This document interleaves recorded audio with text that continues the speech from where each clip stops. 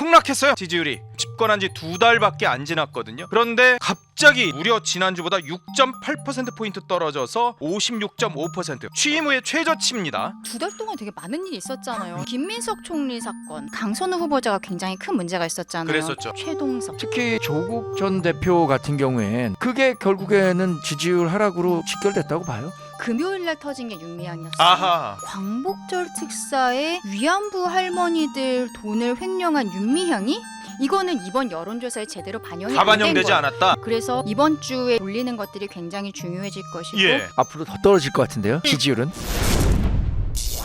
오늘 아침에 아마 대통령실은 충격에 빠졌을 겁니다. 폭락했어요. 지지율이. 이 폭락이라는 표현이 어울릴 것 같은데 지금 집권한 지 2달밖에 안 지났거든요.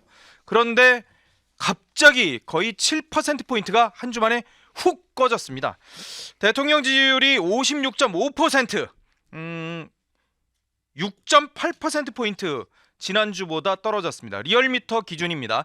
리얼미터가 매주 여론조사를 실시하는데 월요일마다 발표하게 되는데 무려 지난주보다 6.8%포인트 떨어져서 56.5%, 취임 후에 최저치입니다. 강 대변인님 어떻게 보세요?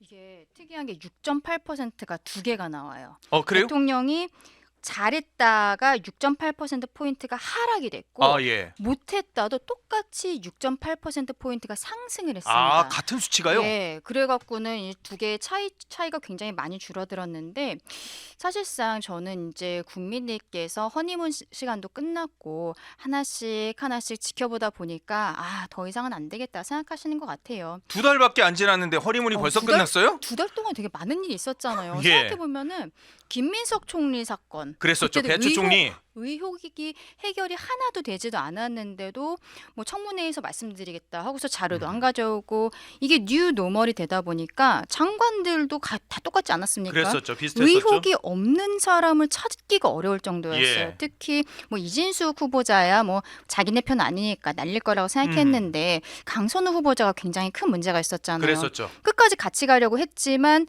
김현지 비서관이 아, 이제 정리를 했잖아요. 예. 이런 과정이 있었는데 그 뒤에 요즘에 또 약간 조용해진 분 최동석 인사혁신. 인사혁신처장. 이분 요즘 되게 기쁠 것 같아요. 자기 맞아요. 한동안 엄청 크게 막 보도가 나오다가 또 다른 일들이 터지다 보니까 지금은 쏙 들어갔는데 이분의 막말들 이런 것들이 있는데 국민들께서 계속 쭉 지켜보다가 미국이랑 관세 협정도 지지부진하게 됐고 예. 트럼프 미국 대통령도 25일에 만난다고 했는데 왜 이거 정확하게 그 발표를 안 하는지 모르겠어요. 예. 날짜도 지금 발표를 안 하고 있잖아요.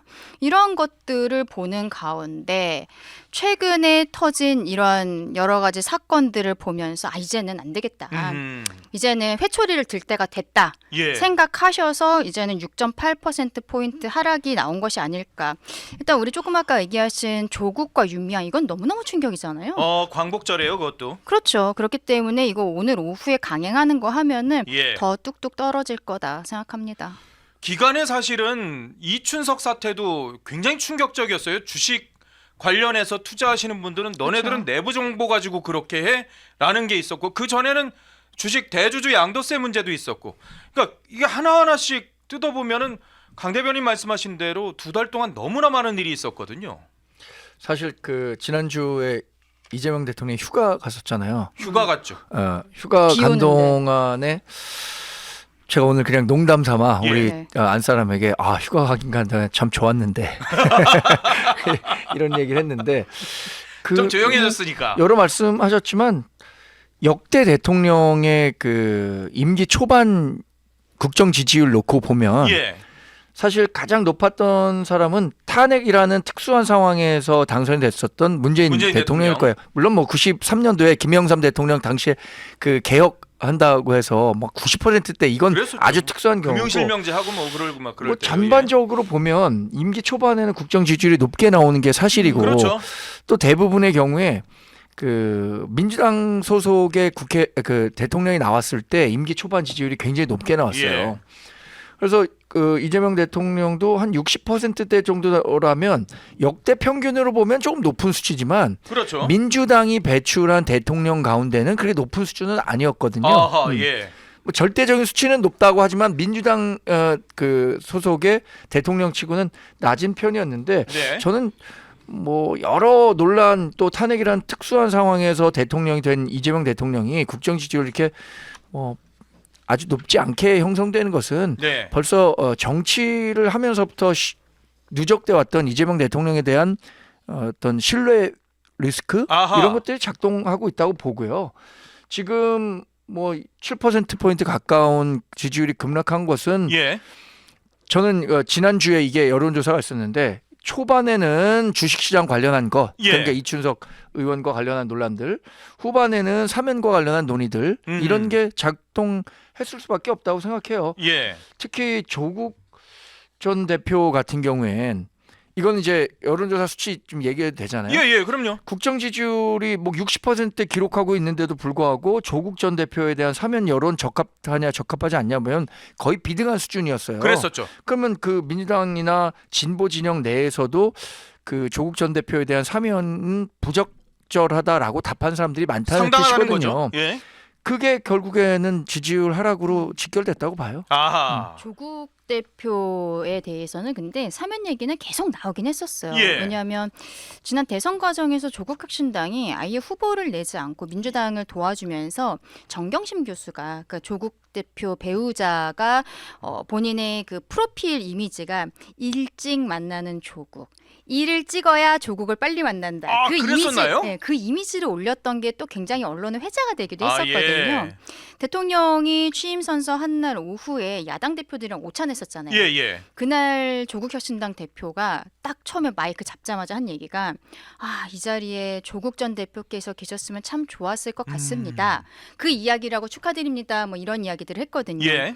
이걸 봤을 때 이제 청구서 들어오는구나 생각을 했죠. 아하. 근데 뭐 결국에는 또 문재인 전 대통령까지 가세를 나서가지고 해서 사면해달라. 이런 일들이 있었는데 지금 우리가 보고 있는 리얼미터 조사가요. 4일에서 8일까지 했어요. 지난주 월요일부터 금요일까지 했는데 그렇죠. 조국 대표가 사면자 명단에 올라갔다라는 것은 예상도 됐던 부분이지만 어쨌든 지난주 중반부터 있었던 거고 예. 금요일은 보통 여론조사가 남아있는 숫자를 그렇죠. 맞추기 위해서 예. 몇 개 안 돌리는데 금요일날 터진 게 윤미향이었어요. 아하. 금요일날 오전에 윤미향도 명단에 들어있다라는 것이 보도가 나오기 시작했습니다. 그랬죠. 근데 우리 국민들께서 광복절 특사에 위안부 할머니들 돈을 횡령한 윤미향이 이게 도대체 말이 되는 그렇죠. 거야? 그러니까 이게 지금 국민들한테 더 큰 그 분노를 일으키고 있는데 이거는 이번 여론조사에 제대로 반영이 다 안 된 반영되지 거예요. 않았다. 윤미향은 금요일날 오전에 들어갔고 여론조사라는 건 마지막 날에는 많이 돌리질 않기 때문인 예. 거예요. 그래서 이번 주에 이제 돌리는 것들이 굉장히 중요해질 것이고 예. 오늘 오후에 결론 낸다고 하잖아요. 그렇죠. 이거 보면은 이제 이재명 정부의 하락세가 될 것인지 혹은 반등이 될 것인지 좀 지켜봐야겠지만 개인적으로는 쉽지 않을 것 같은데요. 왜냐면 8.15 특사잖아요. 예. 근데 8월 15일에 이재명 대통령이 문재인 전 대통령 만나야 돼요. 어? 자기 국민 임명식에서. 그래요? 초청했나요? 그럼요. 전직 대통령 아니 초청을 해서 우상호 정무수석이 이제 초청장 갖다 주러 갔을 때 그 얘기를 예. 한 것 같아요. 정황상 보니까 우상호 수석이 찾아왔을 때 그 얘기를 직접 했다는 거는 그 지금 초청장 돌린다고 했거든요. 예. 그때도 웃기는 게 민주당 쪽 인사들한테는 정무수석이 찾아가고 예. 보수 쪽 인사는 정무비서관이 찾아간다고. 한 등급 더 격을 낮춘 거예요? 대통령실에서 그거를 발표해서 그것도 좀 얘기가 많았는데 어. 어쨌든 대통령 입장에서는 본인이 국민 임명식 하는 예. 날 문재인 전 대통령 만나야 되는데 그거 거절할 수 있겠어요? 지금 그 굉장히 좀 어려운 부분들이 그렇죠. 있는 거죠. 뭐 실질적으로는 진행이 되지 않을까 싶습니다. 아니 그런데 민주당이 이렇게 얘기를 했어요. 권향엽 민주당 대변인이 여론조사가 이렇게 많이 떨어졌는데 이유가 뭐라고 생각하세요? 했더니 대통령이 휴가 기간이었던 점 예. 그리고 국민의힘 전당대회가 반영된 게 아닐까 생각됩니다. 이게 무슨 말이에요? 원래 병을 잘 치료하려면 처음에 원인을 알아야죠. 예. 진단을 잘해야 되거든요. 왜 이런 일이 발생했을까? 근데 이런 진단 실력이라면 앞으로 더 떨어질 것 같은데요. 이 지지율은. 그러니까 대통령 휴가 기간이었던 점, 국민의힘 전당대회 지금 국민의힘 전당대회에 사실 두 분 계시지만 아, 뭐 별로 그렇게 사실 뭐 죄송합니다. 이 공당에 대해서 이렇게 표현하면 아니 죄송하지만 국민의힘 전당대회가 진행되는데 저도 개인적으로는 예. 우리 당의 지지율을 끌어올릴 만한 요인은 별로 없고 떨어뜨릴 요인들만 아이, 참. 지금 부각되고 있는데 아니 근데 이게 야, 그렇게 대통령 지지율 진단했다니까- 하락이랑 그렇게 진단했다니까 이분 재선 의원인가요? 아니 민주당 재선 의원인가? 예, 맞아요. 그래서 기자들한테 공식적으로 얘기를 한 거예요. 국회 본관 비공개 최고위원 이후에 기자들하고 만나서. 제 이게 기억으로는 초선인가요? 이분이 그 여성 할당된 여성 특수 지역구에서 공천을 받아갖고 호남 쪽에서 당선이 되신 그분이잖아요. 분인데 예. 저 그 배우자 비서실장 맞아요, 했었고 맞아요. 아마 그분일 순천인가 뭐 거예요, 어디에서 그분. 그럼 초선 의원이구나. 예. 그럴 거예요. 어쨌든 이런 정도의 정무 감각을 갖고 지금 민주당 대변인을 한다는 게 믿기지가 않습니다. 근데 그건 있는 것 같아요. 어떤 휴가 때문에 떨어졌다라는 거는 예. 구체적으로 얘기를 아마 일부러 안 한 것으로 보이는데 대통령이 휴가를 가는데 호남에 비가 너무 많이 왔어요. 그랬었죠. 그래서 무안공항은 비가 셀 정도여서 보도가 크게 돼서 와, 이 상황에서 대통령이 계속 휴가를 즐기고 있단 말이야. 대통령이 돌아와야 되는 거 아니야? 이 얘기가 나왔던 게 예. 사망자까지 나왔었어요. 아. 그래서 그 부분이 조금 마이너스가 된 것 같다라고 이야기를 하는 걸로 보이고 예. 근데 이제 그건 이해가 되는데 국민의힘 전당대회는 저도 참 살짝 이게 뭐라고 얘기해야 되게 될지 신기한 해석을 하고 있어서 되게 독특한 상황이었던 것 같아요.